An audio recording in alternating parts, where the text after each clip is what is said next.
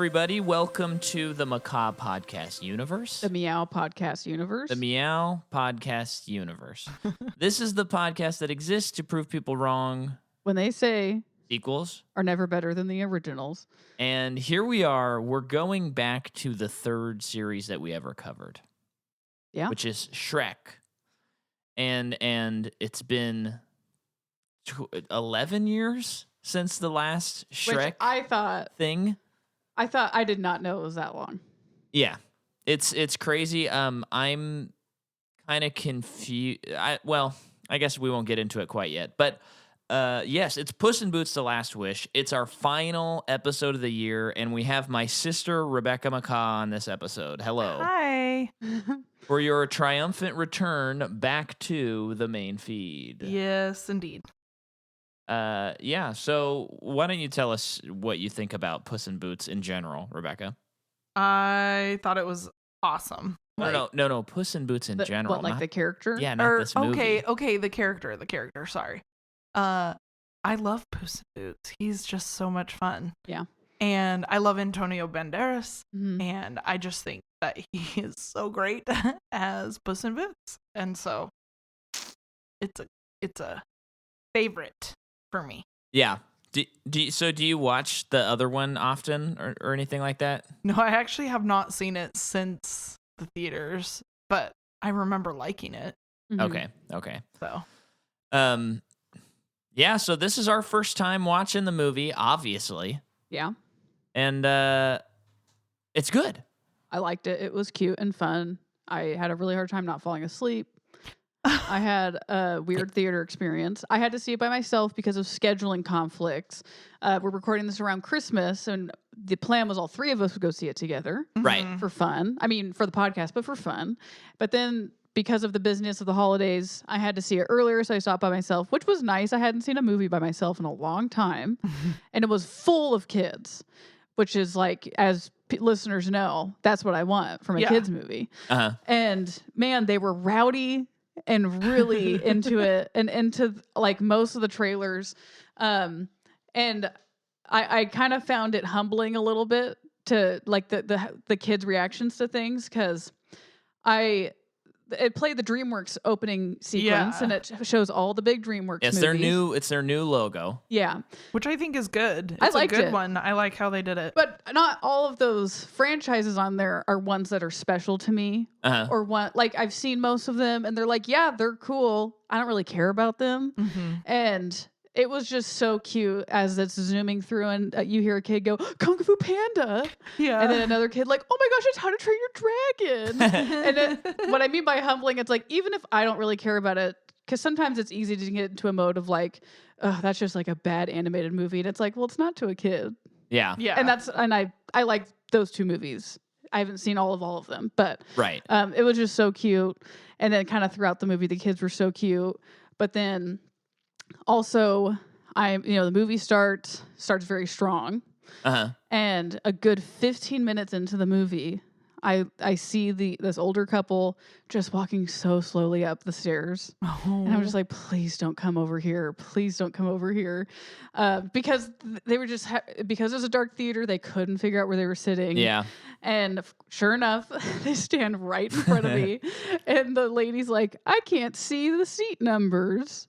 Oh, Like, no. I know I'm in the right seat. So I'm like not even acknowledging. Right. Because they'll figure it out. Yeah. And the lady who was supposed to sit next to me who didn't for space knew, like, I'm in your seat. I'm coming over to my seat right now. And it just took so long. It took so long for them to get there. And it was like, anyone can see any movie they want, whatever. Even though, this is an animated movie, you generally think it's for kids. But, I mean, I was a single adult there to see it. But it was hard not to think, like, what are these older people doing? Wanting to come see the new Puss in Boots movie, and they're 15 minutes late? And I'm not meaning trailer late, movie late. Oh, geez. Like, they probably just decided to see this movie. It was so funny. It was probably just a classic, like, that seems cute, Yeah. right? Let's just watch that. Like, our grandkids probably will like this one. Yeah. Probably. But then, okay, we're like halfway through the movie. The characters get to the dark forest. Yeah. Oh my gosh. I was nodding off for that whole chunk of the movie. And that movie's not boring. No, it's a fun time, and that movie just goes.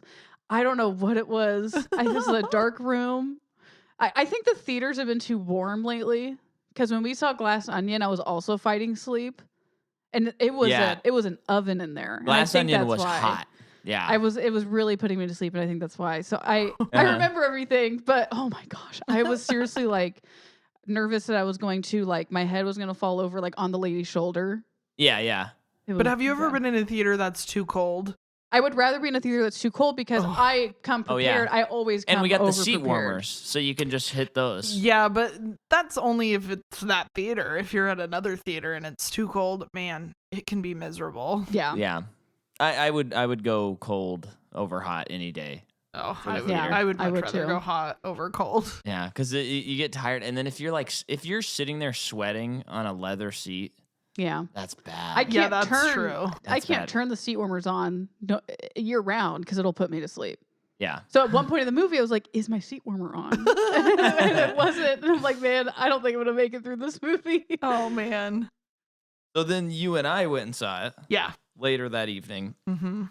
And I don't remember there being a lot of kids.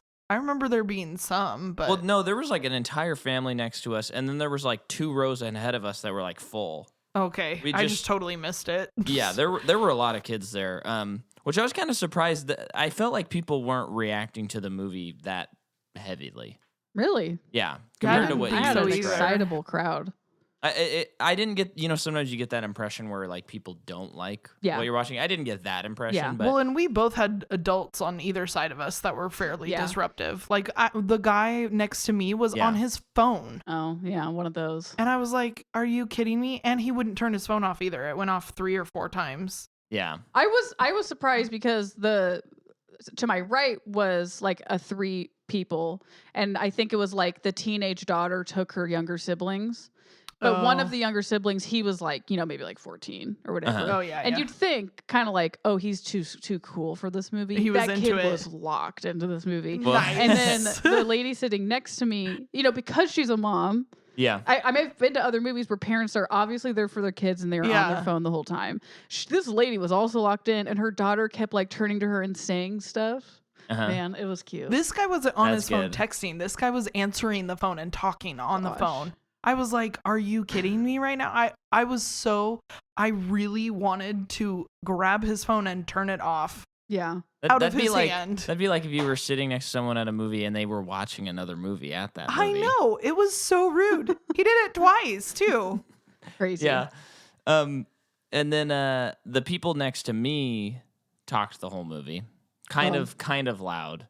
Dang. Yeah, they were, because I could hear them a little bit. They kind of, yeah. Not so they about sort the of sucked. movie? Well, they were it was weird because they seemed like they were 18 or 19. I think it was a couple, and I think they were into it because when one of them went to the bathroom, then the next person explained everything they missed. Yeah. But explaining it at this volume where you're talking like this, Oh, and it's geez. you're not even whispering. What are you doing? And Yeah. wrap it up. Don't explain every shot. Just say Puss went here, Boots went there, the Wish went there. Yeah. That's Do all you we need to know. appreciate when I tell you things you've missed when you go to the bathroom? You're pretty good and quick at it. Yeah. Okay, cool. I try to be as succinct and fast as possible. Yeah. But I assume that you would like to know what you miss. But guess what? I don't go to the bathroom anymore during movies. Not very often. It's only happened 3 times this whole year. Yeah. And 2 times it was with a movie I'd already seen. So I was like, I'm going to go to the bathroom again. During the Avatar movie, went 3 or 4 times. I mean, that's okay. It's a long movie. Yeah, he did it in the first half hour. Mm-hmm. He's like, I gotta go to the bathroom again. I was like, okay, great. It's gonna be like this the whole movie. Well, I want to talk about something that we saw when we were there, and that was a trailer called Transformers: Rise of the Beast. Oh Yeah. no. This Let's just not talk movie about has. So I recently I feel heard bad an episode of. Okay. I think it was Comedy Bang Bang where Scott Yeah. Aukerman said. Might have been this week. On Yeah. a best of. Yeah. Where Scott Aukerman said was. he was given a script to write Transformers and, Before Transformers had come out. yeah, and he thought oh yeah, the only way to do this is a comedy. Yeah. And so when he saw the movie that came out, he was just shocked because it was like, no, this is dead serious. But how can it be dead serious? It's robot cars. Like, how in the world is this so serious? And that was echoing through my head as I'm seeing a gorilla transformer. A bad gorilla. Yeah. Oh yeah, the effects were crazy. Did bad. Bumblebee make money or something? It did not make money very much. Then why are they making more movies?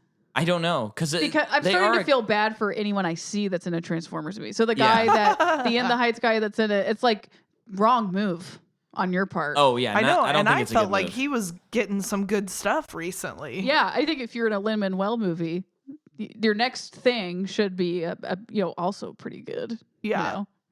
Yeah, but I don't know, man. Yeah. It was just truly a travesty to look at, and I turned to you, and I said that I think we've talked about this like ad nauseum in this podcast, but I'm just like, James Cameron ruined blockbusters because Avatar is so full of color and it looks so good and it's so like, even if you don't like the movie, you cannot dispute that it looks amazing. You also argue, but what? What?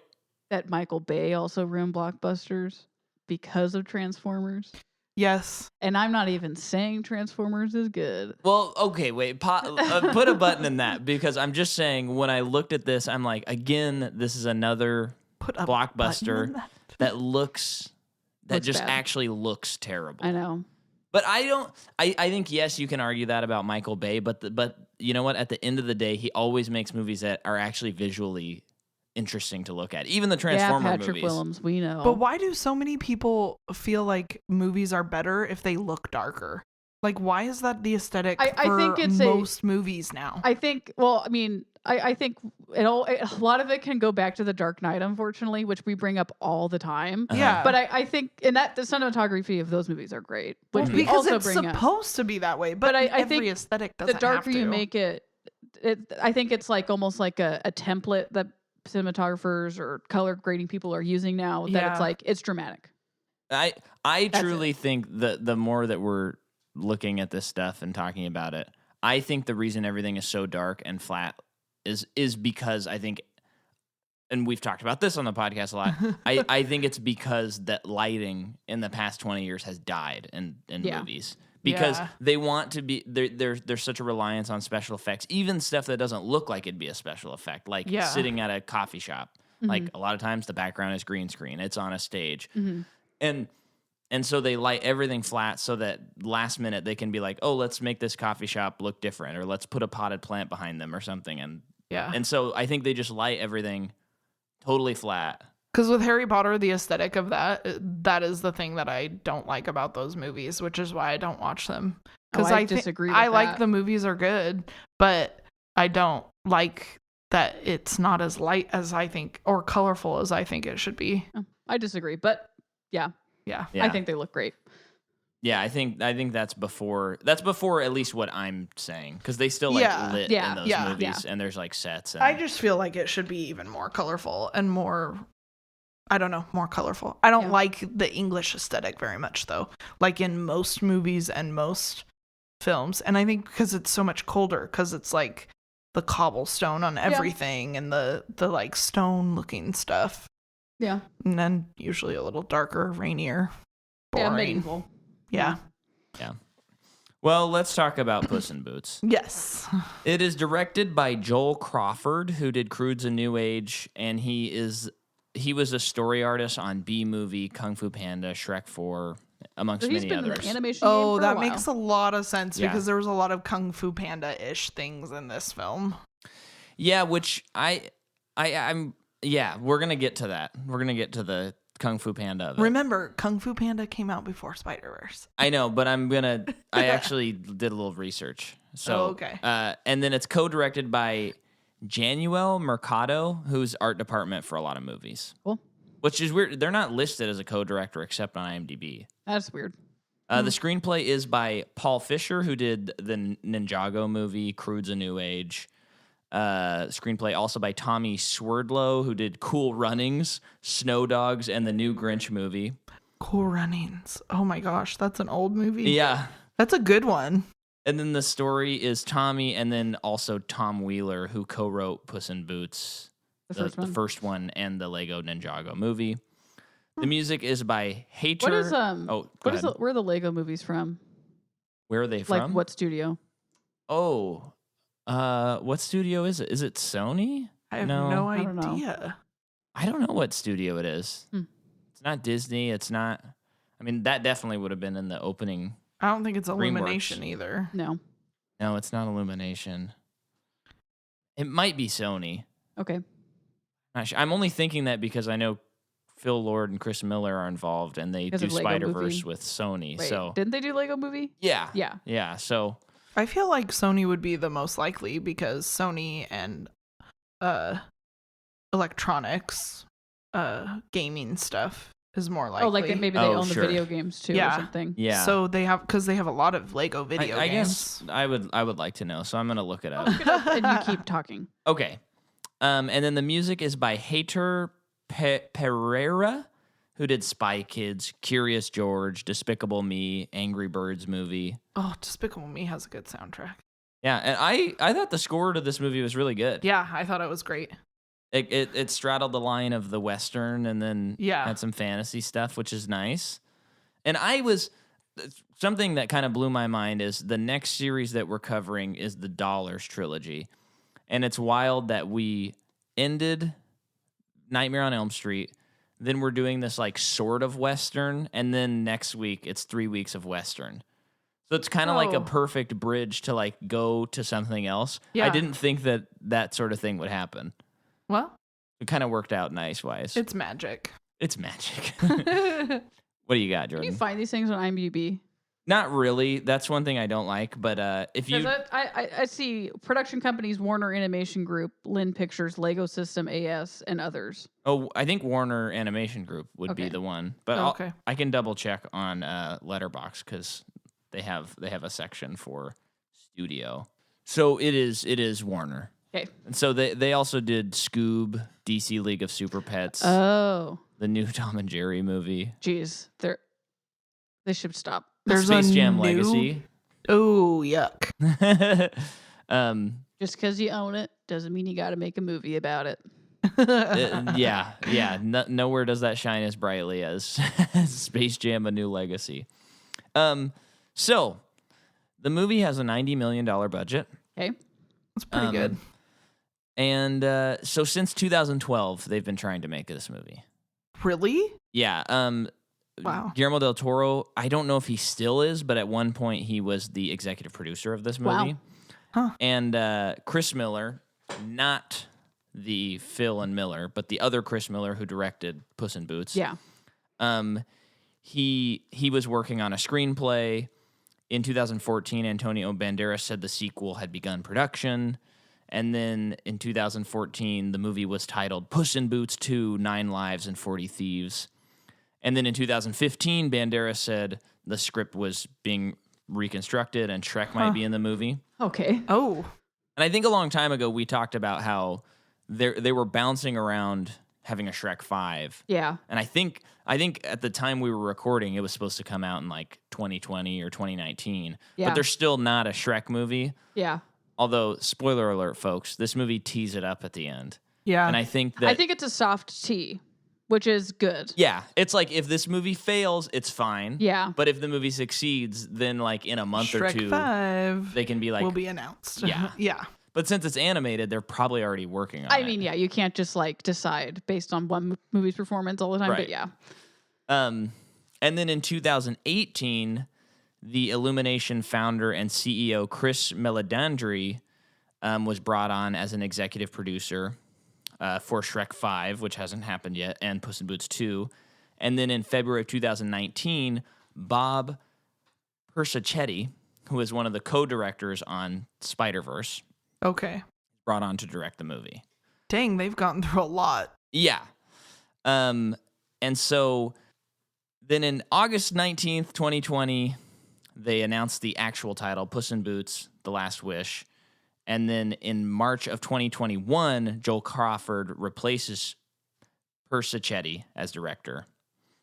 And then they get going. And then when Bob was getting ready to direct, he specifically said that they were looking to do the Spider-Verse action.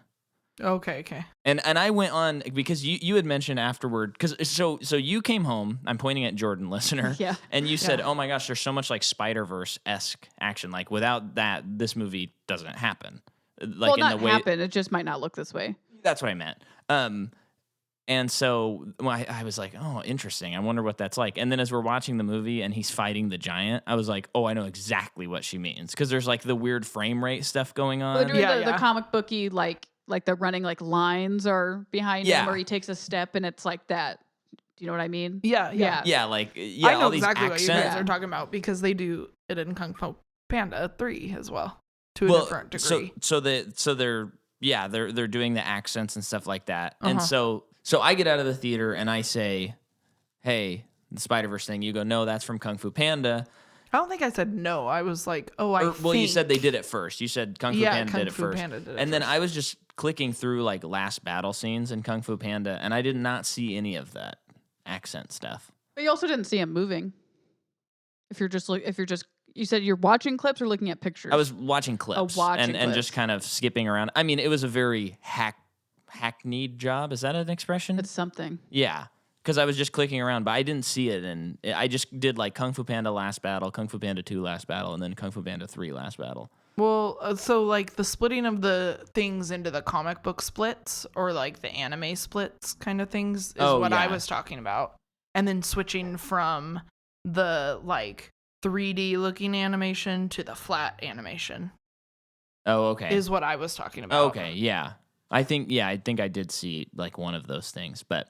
And especially with the action, like in Kung Fu Panda, there would be a part where like Mantis would be coming to punch him and it would like stop and then turn it into like a sheet. Mm-hmm. Oh, okay, look. Yeah. Well, and I mean, that was just cursory because I was just curious, especially after reading that they were like looking at Spider-Verse, you know. Mm-hmm. But I think the thing I noticed with this movie is they did that Spider-Verse action where not only do you have the accent lines, but you have the characters moving in like different frames than the rest of the stuff, which I don't think they do that in Kung Fu Panda. No, I don't think so. I think we were talking about two different things. Yeah. So the other thing too is the wolf was very much like Kai, Master Kai from Kung Fu Panda 3. Because he had you know how he did especially the parts where he split the scythes and threw them on the ground and was like doing that thing. Kai does that exact thing with his jade blades into the ground and comes after him. And I was like, it was almost like a carbon copy of Kai, Master Kai, which is like a very terrifying character. And I think for the wolf, they made him legitimately terrifying in this movie, and it was you were wonderful. Crying. I heard you crying whenever he showed up. I did not cry. He was. I loved tears him. Were I thought down. He was fantastic. He's just compensating, but whatever. He was so scared. Yeah. No. She grabbed my arm. I have like marks in my arm from her acrylic nails.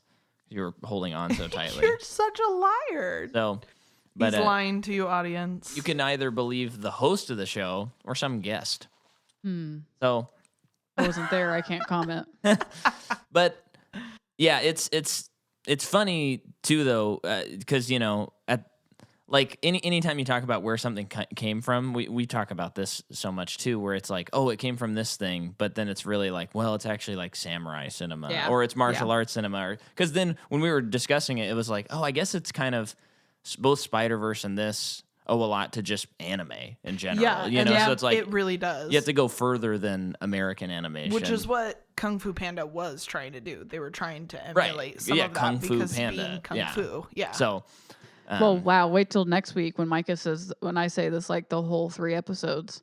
This is where this began. Oh, this is such a this thing. Oh my gosh! Now I get why this is a thing. Did you do that, or are you making a joke right now? In the Dollars trilogy? Yeah. We did that like the whole time. Oh, okay. Yeah. And we talked about Django every episode. We did do that. And the Hateful just Eight. like and Quentin Tarantino. Mixing a whole bunch of things to create something new too is kind of fun. Yeah. Like it's like paying homage to wherever it originated from, but then also creating something fun and different and creative for all of us. Yeah. Yeah. I love it. Big Yeah, fan. I like it. Well, do you want to talk about some actors? Yeah. Okay. Have we covered Florence Pugh? Yeah, we did because of Black Widow. Black Widow. Obviously, we've talked about Antonio. We've talked about Salma. We've not talked about Harvey Guillen, who plays Guillermo in What We Do in the Shadows. And he did a really fun job. The whole movie, I couldn't figure out who it was, and it was driving me nuts. I remembered halfway through because I had looked at the cast list. Not the whole one, though, because I had some fun surprises for me. Yeah. But he did a really great job. Yeah, he was great. And I'm happy that he got to do this because I've only seen him in What We Do in the Shadows, and I think he's excellent, and I want to see him in more things. So he's so funny. You mentioned a CBB thing. Yep. And I didn't clock it. You did? How was that possible? Well, I looked at the cast afterward, but you said it's 2 people, and you were hoping that it'll be another person, and all I heard was Betsy Sodaro. Nope, that's not what I said, and it's Betsy Sodaro. How dare you say her name? Man, I'm in trouble. So what I said was, okay. Also, so Betsy Sodaro's in this movie. She's a comedy Bang Bang person. Also, just a hilarious comedian and improviser. I could listen to her voice all day long. So she and the other person who got the map to the star, and brought it to the John Mulaney person. Yeah. So the first person who spoke, I thought, that sounds like Betsy. Yeah. That's interesting. I wonder if it's her. And then the next person spoke, and it was Betsy. And that's what I told you. I never said I don't know who the other person was. Okay. So, why don't you try listening next time? And I have no idea what they're talking about. Yeah, that was such a treat for me. Yeah. Wagner. I think I was just the whole time expecting 2 comedy Bang Bang people, so I was like, I was just John waiting. Mulaney's in it. Well, yeah, that's true, but yeah, I was just because you were like, you'll know it when you hear it, and so I just misunderstood what you were saying. Yeah. So the whole movie, I was expecting something else. To realize that was John Mulaney. Oh, I really? kept going, I know this voice. Oh, man. And the last thing I had seen him in was going and seeing his comedy stand up. Yeah. And not that long ago. It was a fun treat to have him in this movie. He was really good. funny. I loved it. His character design was my favorite. I could not look away from that character. It was so gross. I loved him. It was so good. Wagner Mora plays the big bad wolf. One's my favorite. Yeah. He was so Same. good. Oh. He is also in Narcos, Elite Squad 2, The Gray Man, and a ton of other. I want more of his voiceover. Yeah, me too. Seriously. And then Ray Winstone plays Papa Bear. Who was in Black Widow, so we might have talked about him. Oh, we might have. He's in The Departed. Yeah. Samson Kayo plays Baby Bear. He's in Our Flag Means Death. Oh, cool. Cute show that everyone loves. He's also in The Bubble. He's in Truth Seekers. So it looks like he's breaking out. Yeah. Good The job, Bubble Samson. is truly an atrocious movie. I did not know that Olivia Colman was in this movie until this very moment. Yeah. I did not clock that voice. Micah didn't either. No, I had all of the 3 bears. I was like, I'll figure this out later. I'm not going to spend the movie trying to figure it out. Yeah. Well, that was when I told him she's in The Crown, and he was like, she is. Oh. Yeah, Yeah, for 2 seasons as the queen. Yeah, well, I've never seen the show, so but I just this movie was like sort of infuriating in that way where like the whole time every voice actor I was like, I know who this is. Like Ray Winstone, the whole movie I was like, I know this. I know this. He was the Papa Bear. Oh, okay. And the guy from The Departed. Another reason to only let voiceover actors do voiceovers. I mean, there does need to be more of that for sure. But I mean, if an actor who is an actor does a voice acting gig and does something, give them the job. Like, like Harvey Guillen. I think I said his name wrong. Like, he did something. Yeah. That's great. But I do agree with you. Totally.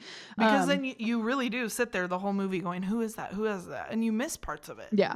Yeah. As a kid, you don't care. As a kid, yeah. But as an adult. When you get to that age, and they do make these movies kind of for multiple generations Yeah. on purpose. And you get stuck in that, like, who is this? Who is this? Who is this? What did he just say? Yeah. Have we covered Olivia Colman? I don't know what we could have possibly covered her. She is one of the best living actresses currently living. Yes. Yeah. She is amazing. Won an Oscar for The Favorite, but is also, I think, Oscar nominated for The Lost Daughter, and she was so good in that movie. Was she nominated? Did she not win? I don't remember her winning. Let's see. Oh, okay. Let's do a quick look. Because she deserves it. She's won one Oscar, but I think she's won 2. She is just amazing. 3 Oscars. Nominated for 3 Oscars, but it didn't win any. Oh, okay. Because her and Jessie Buckley were both nominated for supporting actress. Oh, no. Olivia Colman was leading role. Jessie Buckley was supporting. Yeah, playing the same character.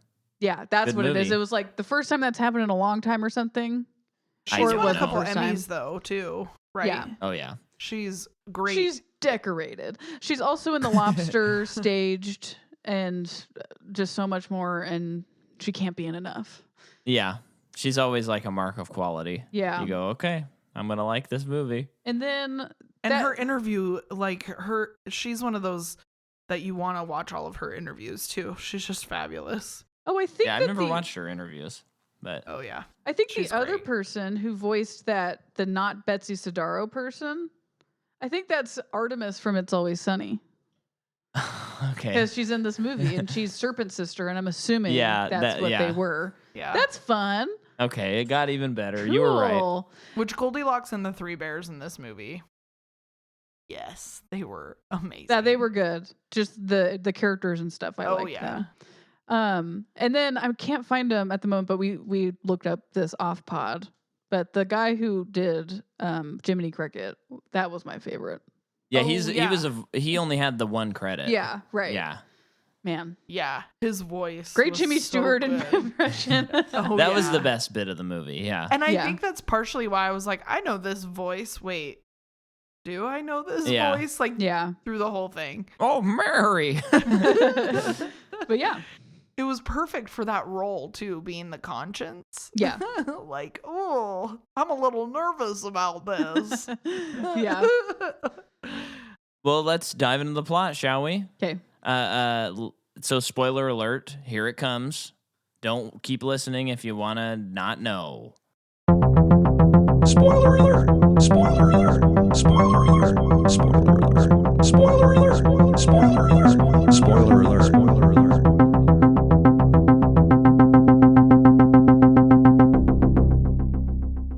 And we're back. Yeah, so did you feel like any of these actors, you wished it was more voice actory? I know you kind of mentioned it. I kind of felt like everybody was doing something, even though I was stuck. I felt like they had comedians. You know, Antonio Banderas has like a great voice. I would never. Yeah, I still love him in any voice acting gig. Yeah. He just has a perfect voice for it, in my opinion. And I thought Florence Pugh was good. I mean, I think she was doing something. I talked about, Micah and I talked about this on my way out the door to go see the movie. I feel like a lot of the times when we have an animated movie, the male characters get to do something fun, and then the female characters are just casted to talk. Yeah. So that I said that like she'll probably just get to be British, which she doesn't often get to be British, whatever. Like in this movie, good for her, whatever. But it's probably not going to be exciting.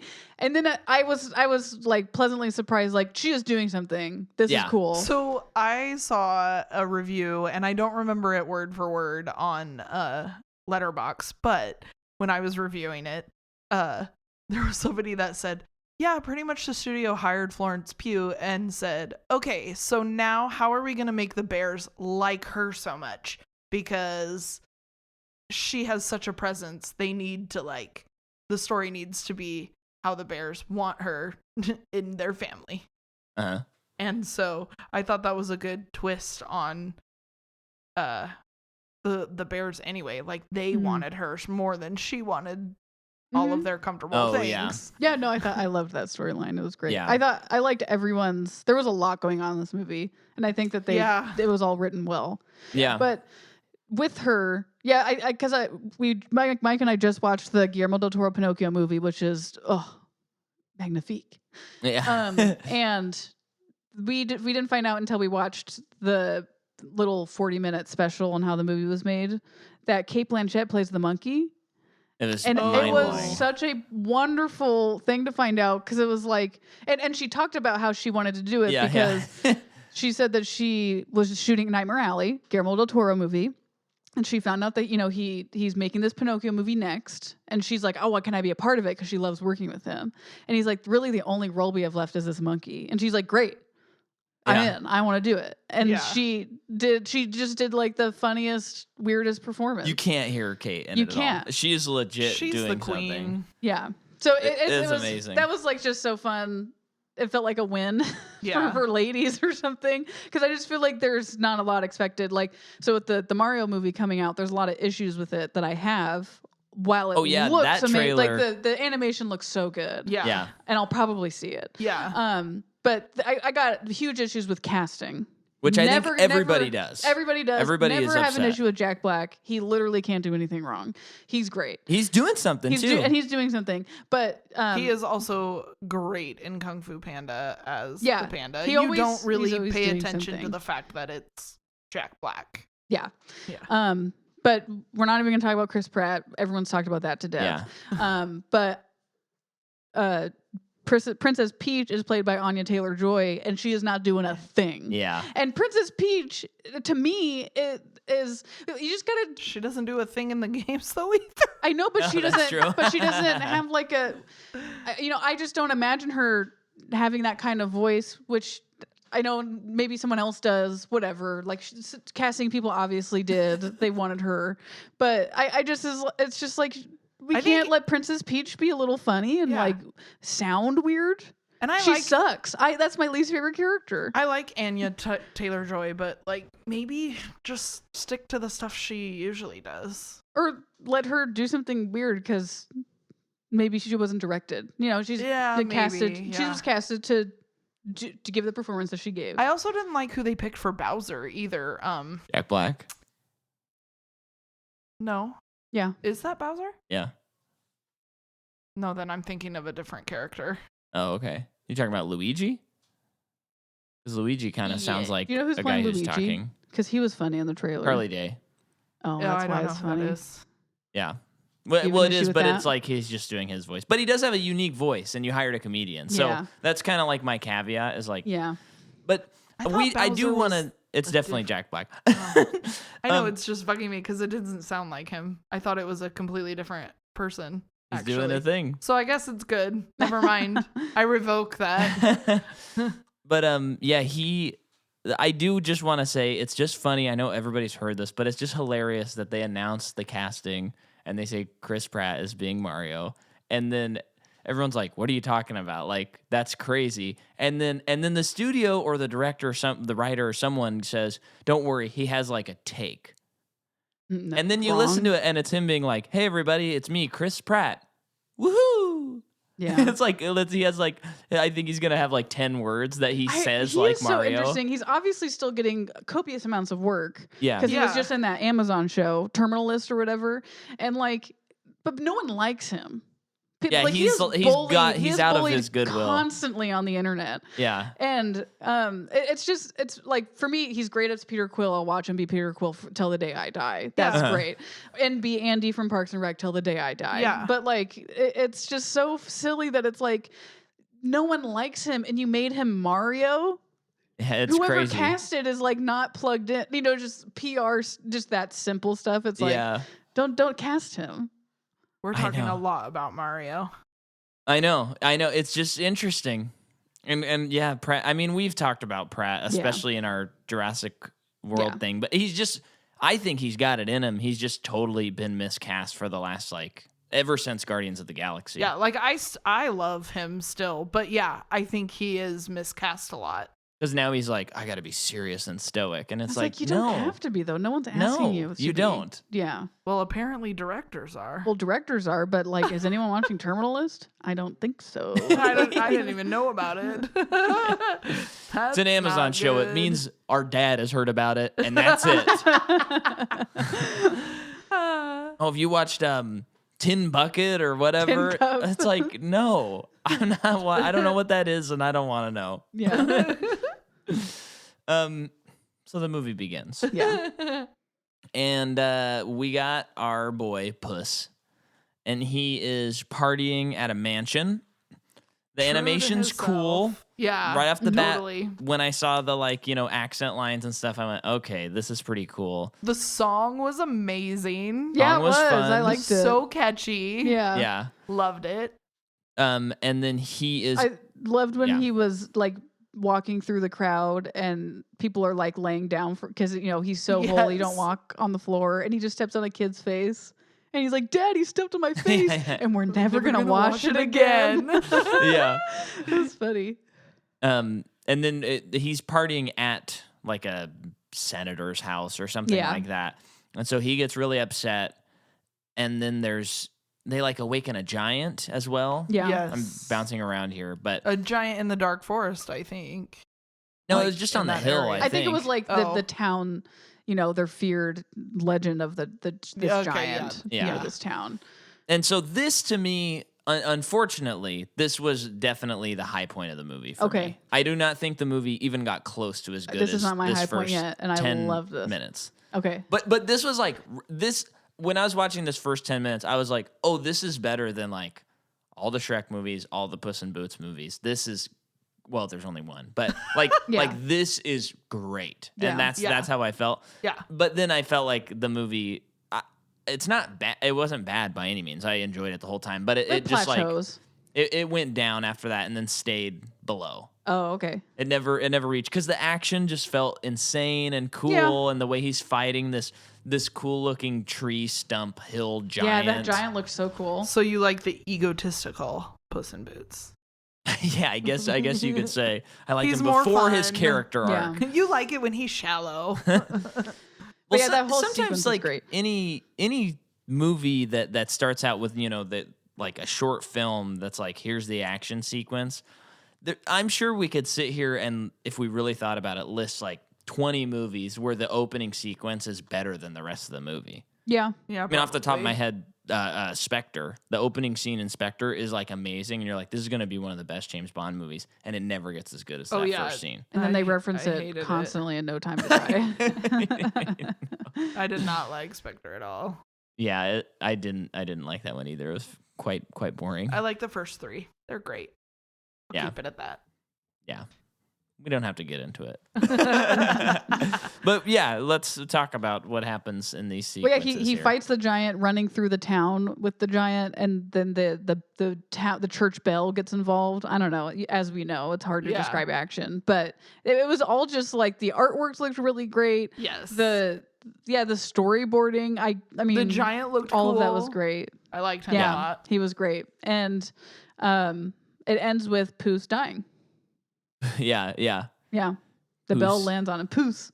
Although when there was an accent, everyone said Puss. So you're right. Puss in But Boots. I think Puss is very strange sounding to me. But Puss doesn't sound much better either. Yeah. So, but yeah, he If this wasn't a classic children's tale, it'd be like, why did no they one would him name this? a character Puss in Boots. And I love how they really played on the Zorro thing quite a bit in the film throughout Yeah. the whole thing, because they did that like one or two times in the first movie, if I recall.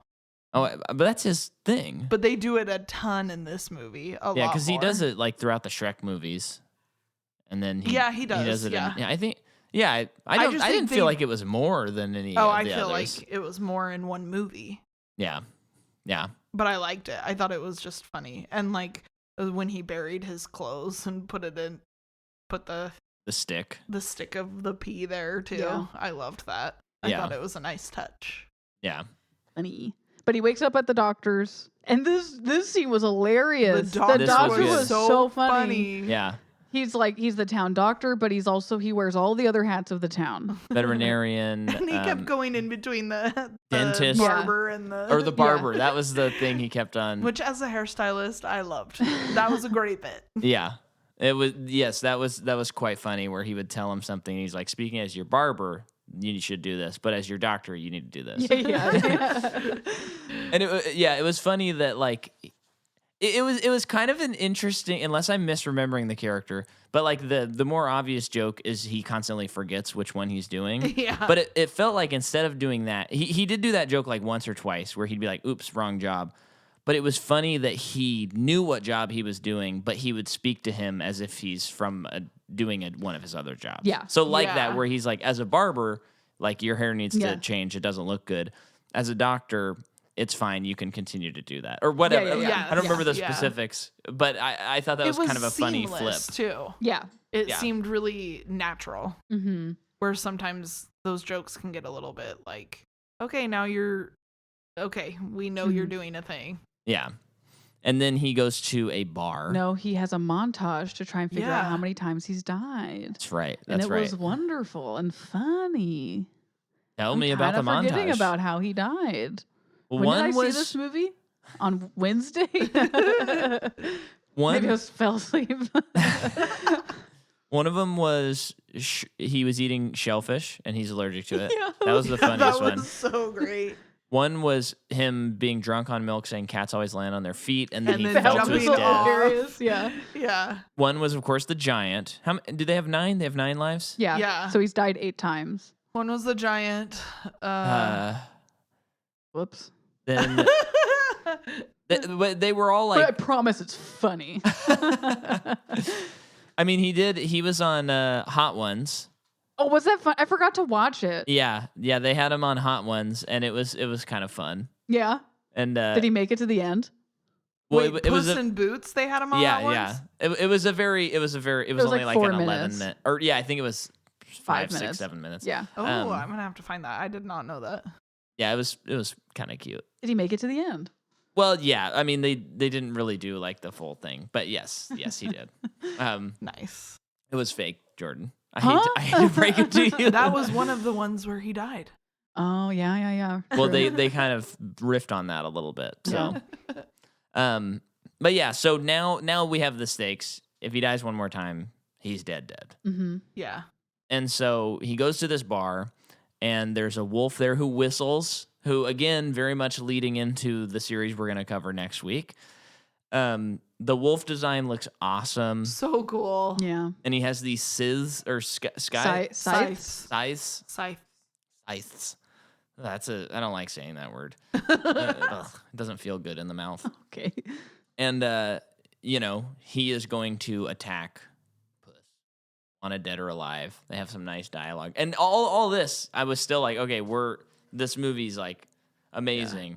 And then I think once he went to like the cat home, that's when the movie started slowing down for me. Well, that's because you're done with your act 1 and you got to ramp up through act 2. Yeah. Yeah. And I'm not criticizing no, the you're movie. not, It was yeah. just like on a preferential level. I was like, okay, it never reached those heights again. Yeah. But yeah, so then he runs away. He's like cowardly. He's in hiding now. He grows Yeah. a beard. He has to, I mean, it's just He so becomes funny. domesticated. Yes, that's it. Yes. He becomes domesticated. He eats cat food now. So gross. I know. Montage of him doing like peeing in the toilet or cooking at the stove, all this was so funny. And then It he actually just made me feel bad for my roommate's cat. Like, oh man, but she needs to go out. he gets broken down and he becomes a cat.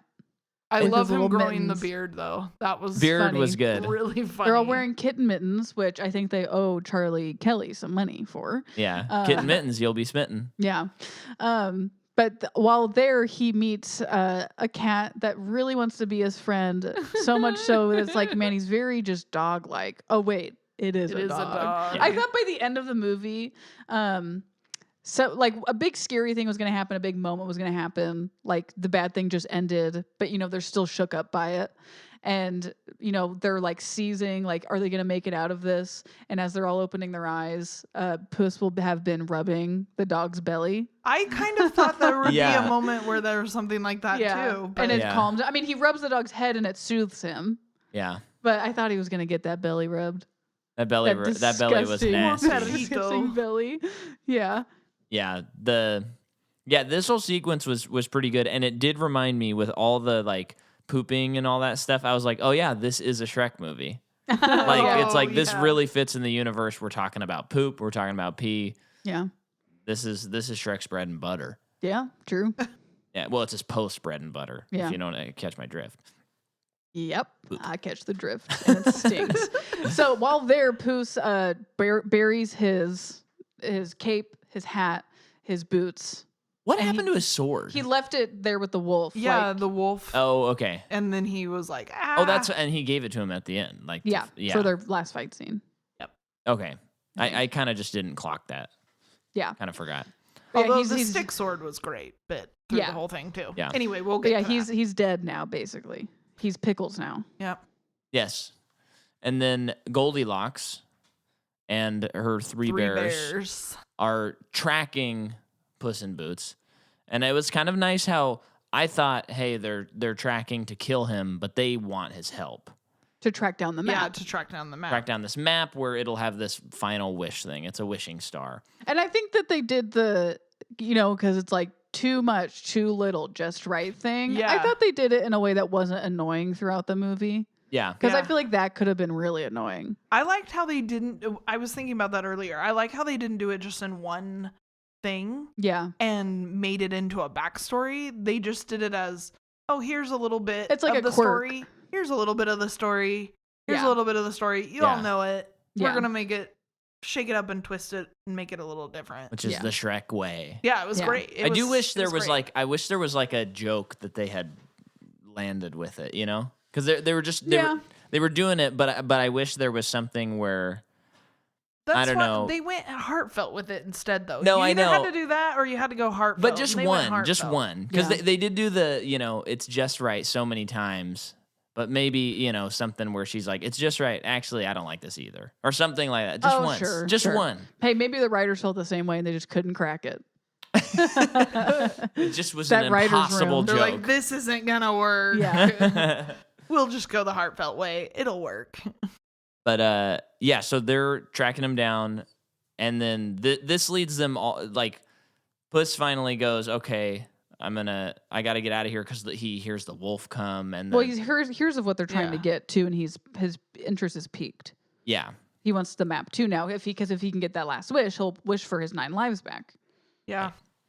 And then they go to John Mulaney's domain. And I can't remember, what is this called? The character? Jack Spratt? Jack Horner. Jack Horner's the character. Little Jack Horner sat on a corner, stuck his thumb and pulled out a plum. It's a nursery rhyme, something like. No, he put his hand in the pie, the thumb in a pie, and well, they have to rhyme thumb with plum. I mean, come on, and a plum That's pie right there. I don't know. Yeah, it was so gross when he was testing the pies and his fingers stained. Ew. Yeah. It was gross because it looked like a bruise and it looked like it was that way from sucking on it, not because of the pies. Yeah. So can you talk about your love for this design? It was like so nasty. Yeah. Oh, I loved it. So I don't know. It was just his head was way too small for his body, and his legs were so skinny, and his nose really bothered me. His nose was just, his head was too small for his body. Yet his cheeks were so plump they like rested on his collarbones. Like the design of it, and then his haircut was so funny, and then I just liked the outfit in general. And then his specifically, like plums. This is one thing that's been so great about artwork / animation, that we are at a point where like they are animating specific types of teeth in people that gives them so much character. Yeah, and almost to me like informs yes, it's John Mulaney, but it informs how he's talking. Because he's such a big baby, like he's a big baby. He is, right, and it really emulated that through the creativity of how he looked. Yeah, and I couldn't look away. Oh my gosh, I loved it. So much. I hated it because it conveyed that big baby attitude, but also like, and I love where he starts talking about how he had a well-adjusted family and all this stuff. Yeah, and his life was so easy.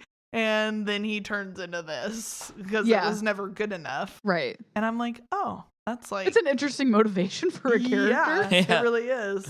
And it also was... I also thought it was really funny. And I don't know why I thought it was funny. But when he shot the unicorn horns and he's like, oh, that's what these do. Like, he just doesn't care about anybody. Yeah, it's very funny. So here is the nursery rhyme. So it's little Jack Horner sat in the corner eating his Christmas pie. He put in his thumb and pulled out a plum and said, "What a good boy am I." Now, here's what's kind of funny is there is like meaning to this. There is. It's like a lesson that someone can take. But Pinocchio was the political theme was later taken up by Samuel Bishop, one of whose epigrams describes the civil service bureaucracy and inquires, what are they but Jack Horners who snug in their corners cut freely the public pie till each one with his thumb like he's selfish? Has squeezed out a round plum. Then he cries, what a great man am I. Oh. Oh, those people are playing on that. So they're using the rhyme to criticize society. But interesting.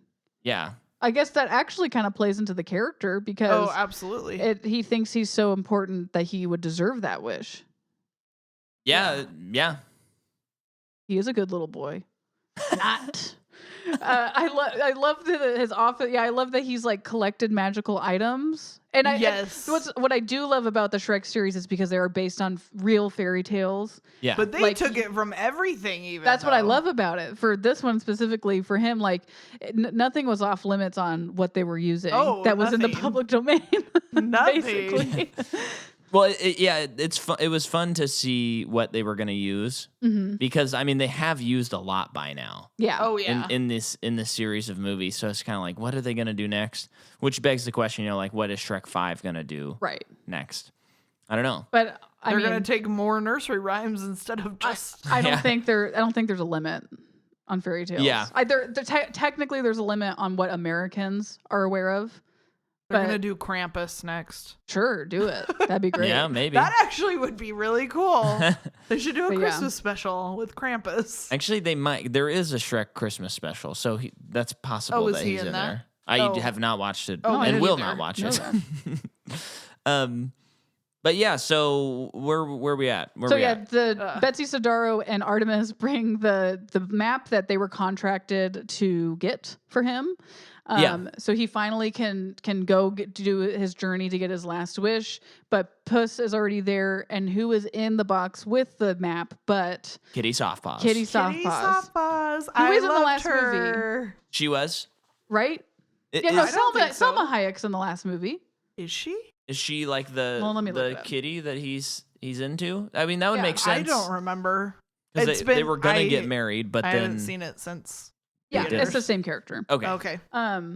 Obviously, what happened to their characters happened off screen. Right. They're filling in the blanks. Yeah.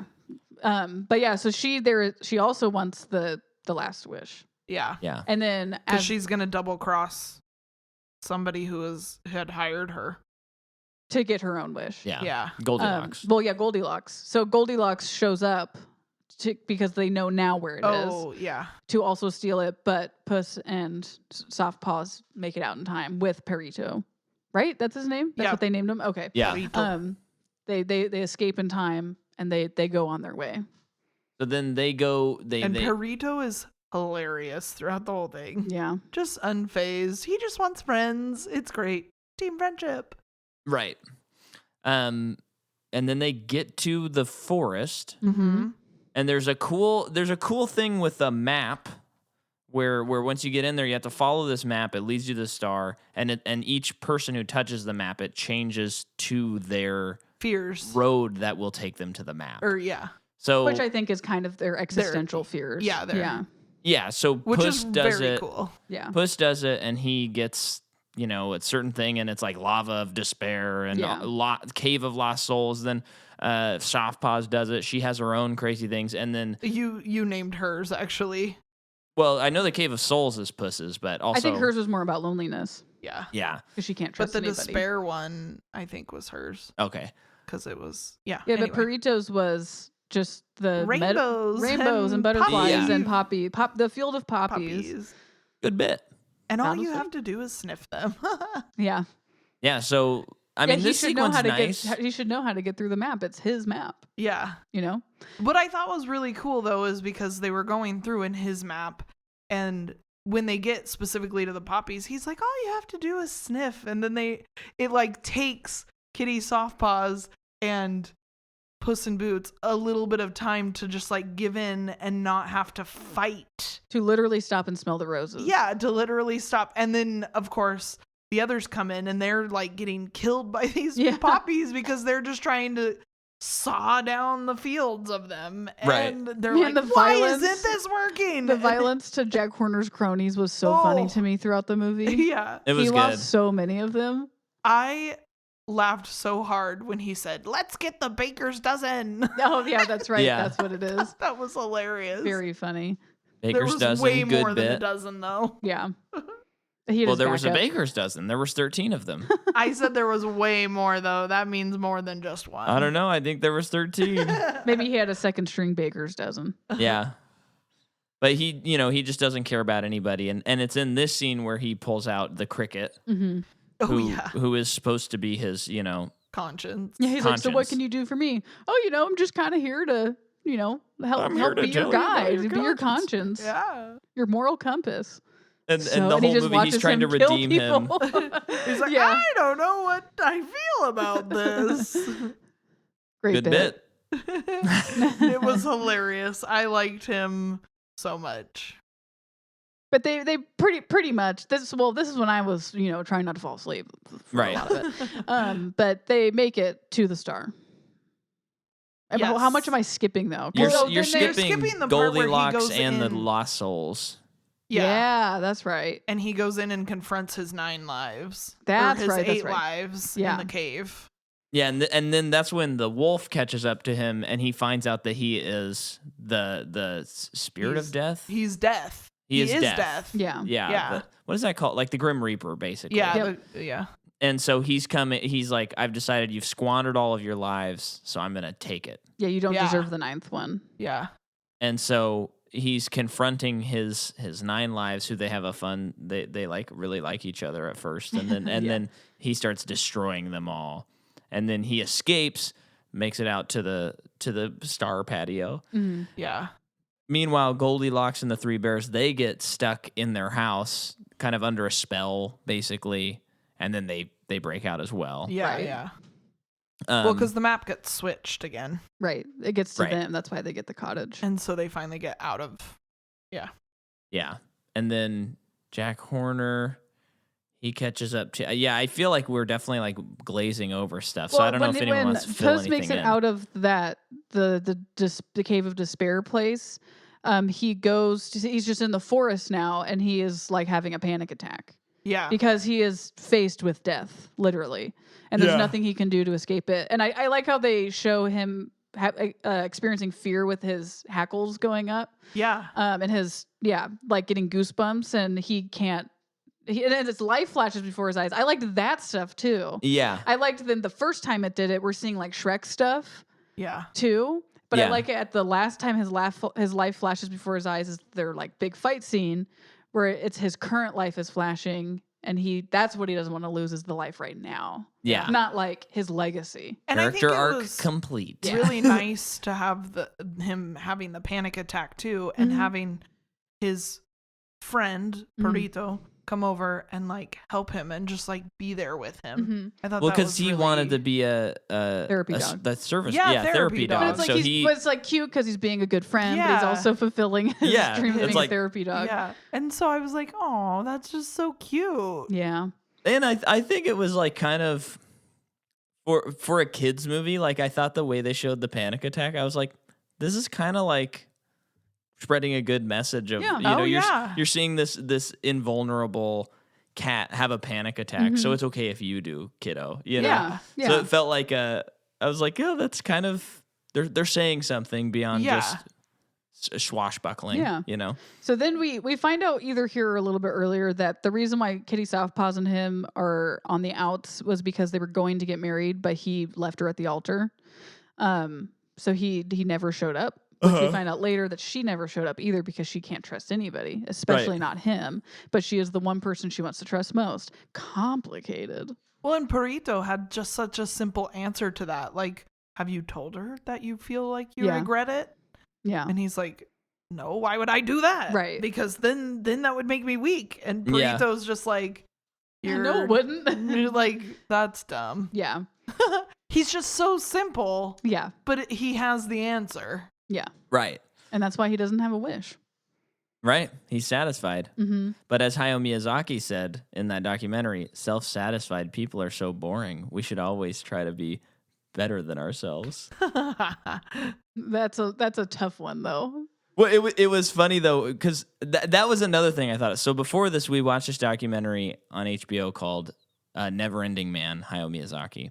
And we were watching it, and it's about him retiring and then working on this short film called Boro the Caterpillar that you can only watch in a museum. In Japan. Yeah.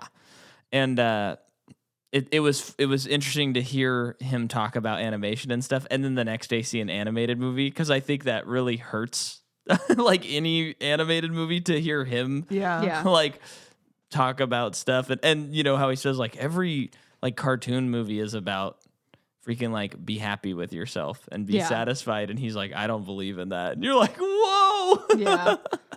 I think there is a balance though where it's okay to be content with where you are and still wanting to be more. Yeah, that's just not American culture, and I'm wondering if that's also not Japanese culture. That's why I would say that's probably unhealthy that he is that way. He's a very successful person, one of the most talented artists of all time, who's also come out of retirement like 3 times. Yes, because he can't be satisfied. Yeah, but it is like, I mean, even in the documentary we've seen, he said this is his words. He sucked people up, other animators, while they were working on movies, and he wanted them all to be him. And he basically, like, in a way, this is not exactly what they said, but it's like he kind of ruined people because he worked them to the bone to be exactly him. Yeah. Yeah. When I think he like, it maybe to him is he's getting rid of the weeds. Right. And it's like, maybe though that work ethic is not appropriate in a way. But also still came out with some of the best stuff I've ever seen. And I'm not saying some that of their culture in Japan is that like you have to get better and you have to get better and you have to get better and you have to get better, but they don't have the balance of like taking care of your mental health and taking care of your family and not leaving them behind at the same time, which I think is something that we have with certain type of capitalism where the dollar speaks more in a different direction than them. They're trying to excel just themselves, but we're just trying to excel our dollar and how much money can we make that we forget about everything else, including our mental health. Yeah. And I do America's gotten better on self-help and taking care of yourself, but that's also become a business. Oh yeah, absolutely. So it's like, yeah, you're working on yourself, but are you doing your dreams? Because if you're not, you're failing. Yeah. Yeah. Kind of thing. Well, and I didn't even say if I agreed or not with Hiyao. I know you didn't. I'm just saying that. I just thought it was funny to watch that documentary, then go see an American animated movie and be like, whatever. I know. Yeah, it is interesting. Like it was a bad back-to-back feature. Well, it is interesting to hear him say that, and I admire him. And for him to say that, it's like, yeah, I kind of like, I see what he's saying, and I kind of agree with that, but that is very dangerous. But like most things. The other thing too, though, is everybody's balance is different too. I think some people are better just thriving in their business and doing work and they enjoy it. And then there are some people who like, no, maybe not the best way of doing it. They need to spend more time with their family. They need to do these things. So everybody's balance is going to look different. Right. So each one of those messages isn't necessarily wrong for the people that they're best for. Right. Well, and he was just in his kitchen making coffee, so it's not like he spent like, an hour like crafting this sentence, but it just jumped out to me. Yeah. It's interesting though. It's interesting to take I think it's apart. worth talking about. You're acting like we shouldn't have talked about it. We should never have talked about it. We have to delete the whole episode now. No. Start over? Start over. No. So welcome to the podcast. So we can excel. Yeah, we need to get better. I'm not satisfied. But yeah, big showdown on the Wishing Star. Yep. It's I just haven't mentioned that it's just. Well, you grazed over the part where him and Kitty and Perrito are in the boat. Yeah. Well, take it over then.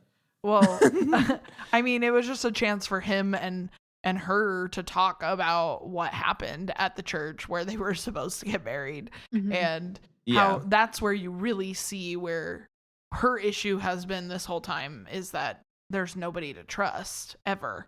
And then she does kind of like break down and go, okay, I can trust you, Puss. Yeah. This is my wish anyway. And then he runs away again because of death and is still chasing him and goes to the star. And she's like, yeah, never mind. You were just trying to take it from us all along. Right. Yeah. Right. But when really he was just fearful. Mm-hmm. But I did just want to mention that the movie just is very colorful and looks really nice. Oh, Yeah. yes. Which animation is usually not an offender in that regard because it's already fake. Besides So Lightyear. and let's not go there. Don't No, bring me back. Yeah, this last set is fun, even though it's pretty stagnant in a way. But yeah, But it has all these, it's got like the rainbow of colors like everywhere you look. Yeah, it's cool. And, obviously I love Pixar. They're the standard in 3D animation. But it is fun watching this movie and like Spider-Verse and some of these other ones because there's less focus on realism. Yeah. And that's why you can have these exaggerated lines. And I think they're experimenting a little bit more. I think Pixar kind of has a formula and they kind of stick with it. And their storylines are great because they stick with the same kind of animation pattern, but they really evolve their stories.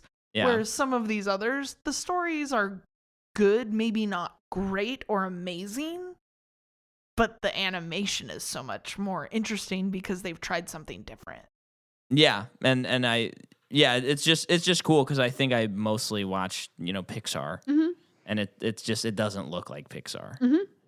Yeah, it's kind of refreshing. Yeah, it's nice. Yeah, but yeah, big final showdown. Another thing I liked about the showdown is it kind of was over in like 5 minutes. Pretty short. Yeah, and they wrapped everyone up. Everyone shows up basically at the same time. Goldilocks and the Three Bears, Jack Horner, and his one left crony.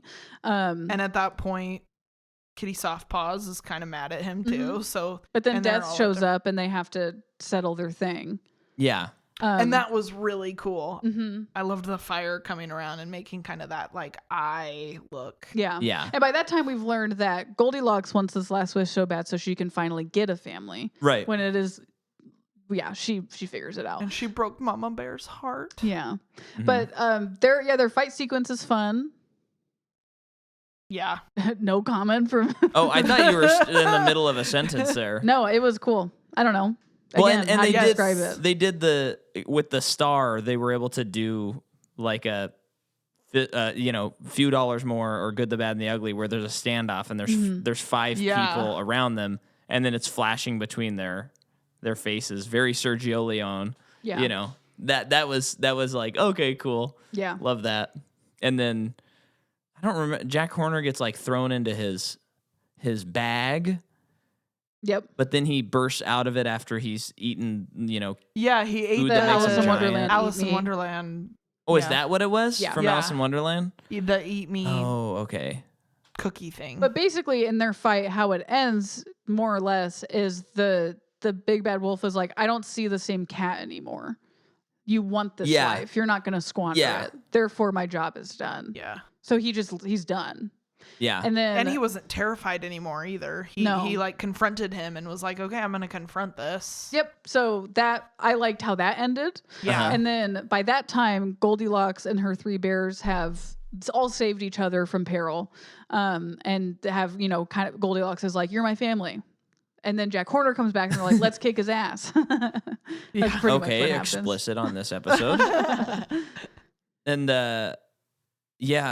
when he came back, it was legit terrifing to me. Well, yeah, that's when you put your hand. You were scratching me with your nails and screaming. Oh my gosh! She did this. She did this. I did not. It was crazy. It was so loud. But I was definitely very surprised because I didn't even think.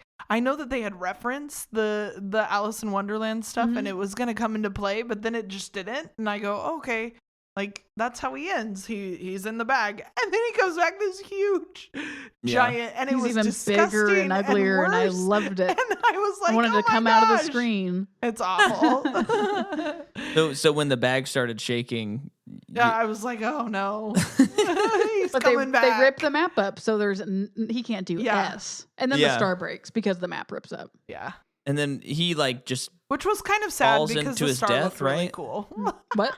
He like falls to his death, or how does Jack Horner die? Yeah, Yeah. The star crumbles and he Oh falls yeah, down and with it. his thumb is going down with him. It's like I didn't even recognize that was like a Terminator, Yeah, I guess. right? I mean, what for sure. Okay, maybe it Someone uses wasn't. her thumb for anything these days, and it's a Terminator. Well, but thing. he's going down, I know. just I'm like sure it Terminator's. is. Whoa. And then they are going on another adventure, and the music starts playing a Shrek theme, Yes. and I was like, okay. Well, they stole the guy's boat whose mansion he was partying in the Right. beginning of the movie. Oh yeah, and he was so mad. But yeah, he says something like, And they new stole the adventures wigs. to see old friends or with old friends or something. And then the camera pans, and we see far, far away, which Yeah. is total. Yeah, And Smash Mouth started playing very loud for some reason. I mean, just like too loud, right? too loud. Smash. I mean, any Smash Mouth is too loud, right? Yeah. Please, this is my plea.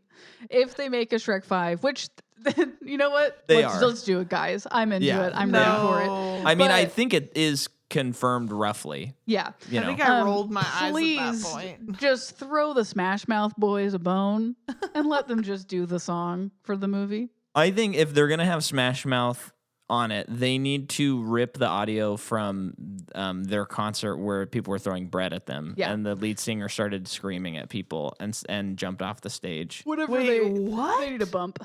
We have to talk about that off the pod. They were at a bread festival, and they were playing the song, and people were throwing bread on stage.